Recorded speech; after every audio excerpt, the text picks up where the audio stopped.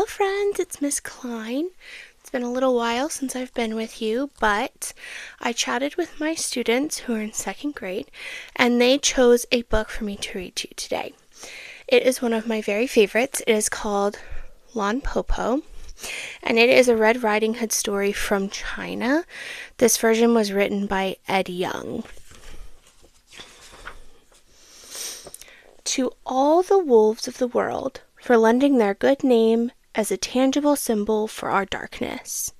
That's the dedication in the book.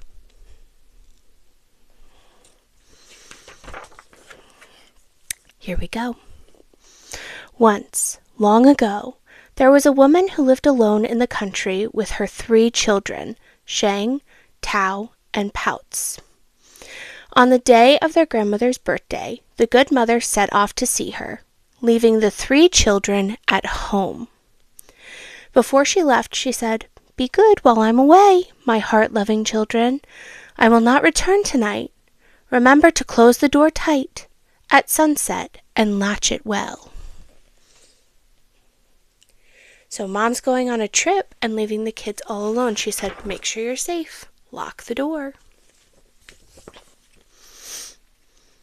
But an old wolf lived nearby and saw the good mother leave. At dusk, disguised as an old woman, he came up to the house of the children and knocked on the door twice.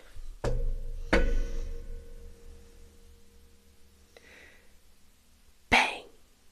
Bang! Shang, who was the eldest, said through the latch door, "Who is it?"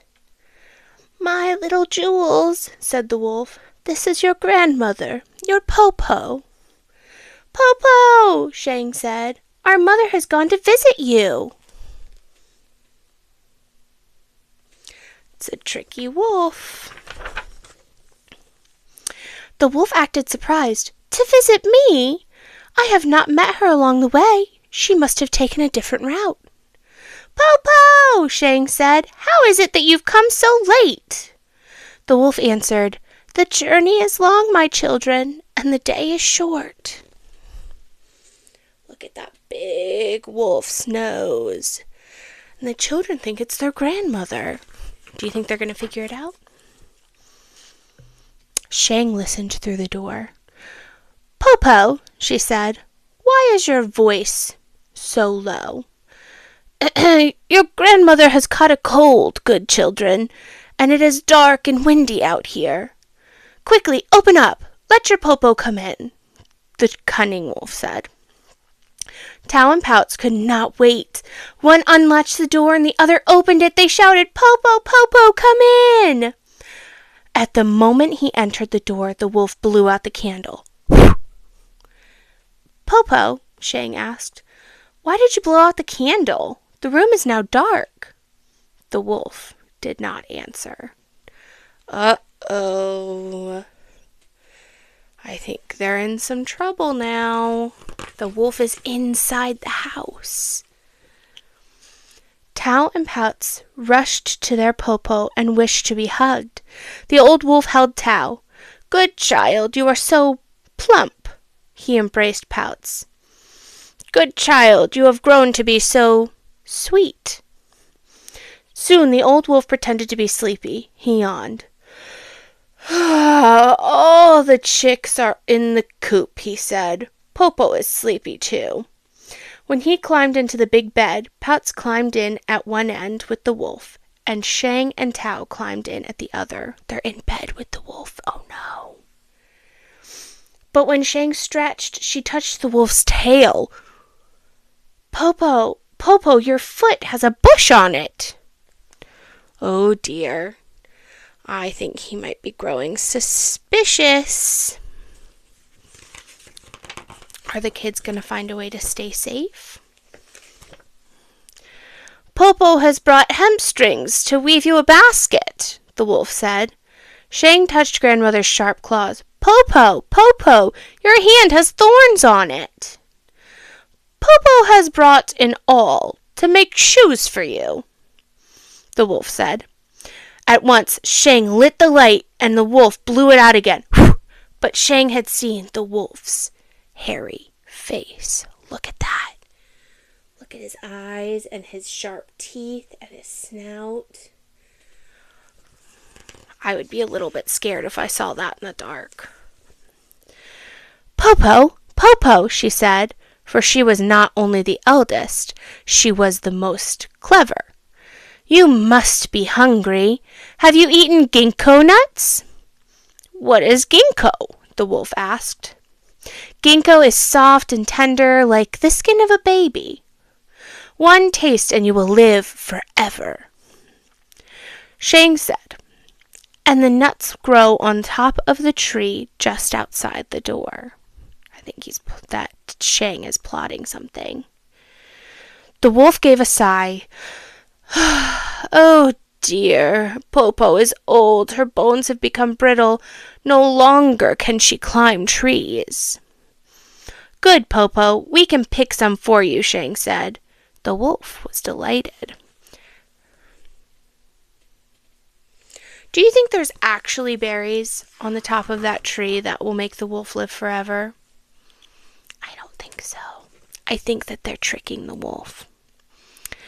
Shang jumped out of bed, and Tao and Pouts came with her to the ginkgo tree.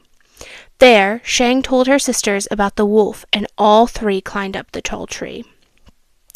The wolf waited and waited. Plump Tao did not come back. Sweet Pouts did not come back. Shang did not come back, and no one brought any nuts from the ginkgo tree. At last the wolf shouted, "Where are you, children?" Popo, Shang called out, "We're on top of the tree, eating ginkgo nuts." Good children, the wolf begged, "Pluck some for me." But Popo, ginkgo is magic only when it is plucked directly from the tree. You must come and pluck it from the tree yourself.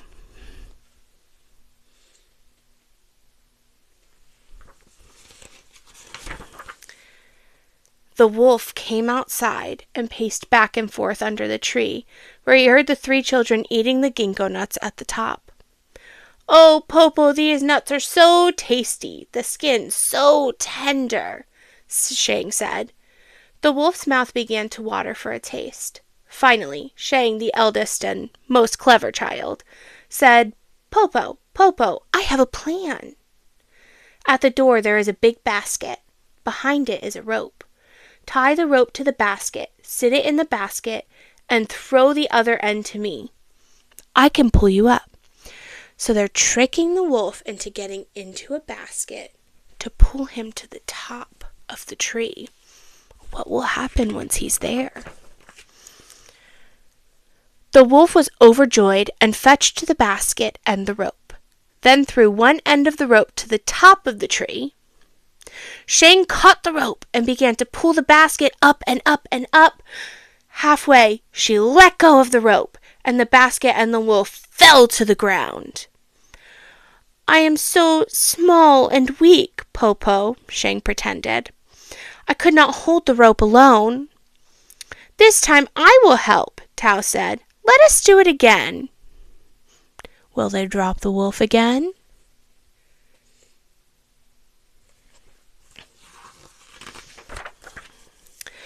The wolf had only one thought in his mind, to taste the ginkgo nut. He climbed into the basket again. Now Shang and Tao pulled the rope on the basket together. Higher and higher. Again, they let go. And again the wolf tumbled down, down, and bumped his head. The wolf was furious. He growled and cursed. We could not hold the rope, Popo, Shang said. But only one ginkgo nut, and you will be well again. I shall give a hand to my sisters this time, Pouts said. This time we shall not fail. What do you think they're really trying to do? Do you think they're trying to get the wolf to the top of the tree, or do you think they have a secret plot? Comment below. What do you think they're actually trying to do? Now the children pulled the rope with all of their strength. As they pulled, they sang, "Hi-ho, hi-ho," and the basket rose straight up, higher than the first time, higher than the second time, higher and higher and higher, until it nearly reached the top of the tree. When the wolf reached out, he could almost touch the highest branch. But at that moment, Shang coughed, and they all let go of the rope. And the basket fell down and down and down. Not only did the wolf bump his head, but he broke his heart to pieces.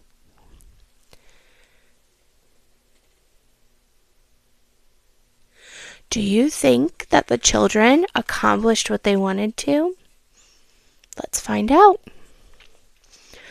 "Po-po!" Shang shouted, but there was no answer. "Po-po!" Tao shouted, but there was no answer. "Po-po!" Pouch shouted. There was still no answer. The children climbed to the branches just above the wolf and saw that he was truly dead. Then they climbed down, went into the house, closed the door, locked the door with the latch, and fell peacefully asleep. They're finally safe from the wolf. On the next day, their mother returned with baskets of food from their real Popo. And the three sisters told her the story of the Popo who had come. Do you think their mother believed them, that a wolf pretended to be their grandmother? Would you believe someone if they told you they got a visit from a wolf pretending to be their grandmother? I don't know. This story makes it seem possible, doesn't it? I hope you enjoyed our story today, friends. It is, again, one of my favorites, a brand new take on a very, very familiar story. I am going to try to post another video much sooner than I did this one, and I have a couple of options, but I think you can expect another version of a fairy tale you already know. I had so much fun reading with you today. Please leave a comment for any books that are your favorites that you would like me to read in the future. Bye.